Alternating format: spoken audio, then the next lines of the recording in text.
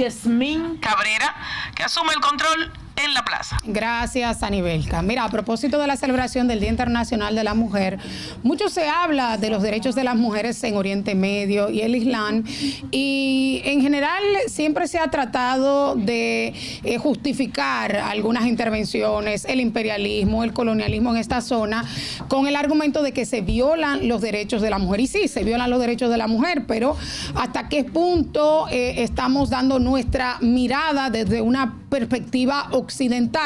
Y vemos, por ejemplo, en muchos países occidentales donde viven mujeres musulmanas que se ponen su velo cuando no es obligado ponérselo, y de hecho hay países donde está penado ponérselo. Por ejemplo, no lo pueden llevar a escuelas, a los centros educativos, y ellas deciden ponérselo. Ahí en pantalla, las personas que nos están viendo a través de Megavisión, vemos algunas diferenciaciones entre las formas de vestir del Islam, y traigo a colación primero el tema de la vestimenta, porque no necesariamente significa opresión.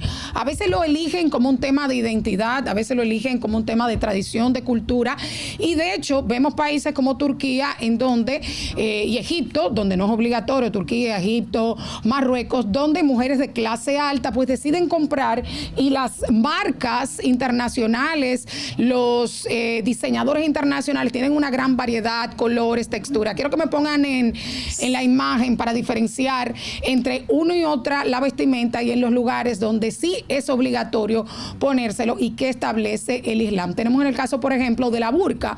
La burka se establece en Afganistán, y es esta vestimenta aquí donde solamente la mujer puede ver a través de una rejilla. Esto es en Afganistán, y eso no está establecido en el Corán, y es el sistema de mayor opresión hacia las mujeres. En Afganistán vimos que recientemente se aprobó una ley en el cual para que una mujer pueda ir a un tribunal a acusar a su hombre de violencia doméstica, tiene que notarse la fractura, tiene que notarse los golpes.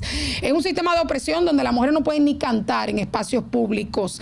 Está prohibida la educación incluso de las niñas. Pero también tenemos otros casos. El chador se utiliza en Irán, y es un vestuario negro completo en donde se cubre el cabello, también se cubre el cuerpo, y es específicamente en Irán. El hijab, donde vemos aquí, donde sale descubierta la cara, es donde más tradicionalmente se utiliza. Vimos el chador ahí de negro, se cubre el cabello, pero se deja descubierto la cara. Y el caso del niqab se utiliza más en Arabia Saudita, en donde se cubre el rostro y solamente se dejan visibles los ojos. En muchos países es obligatorio que la mujer tenga que utilizarlo, en otros lo elige, y por eso hemos visto que en muchos países occidentales la mujer elige su velo como un símbolo de identidad, de tradición. Y en el Corán sí se habla del recato, de la modestia al vestir, no necesariamente que tenga que darse con una rejilla para ver.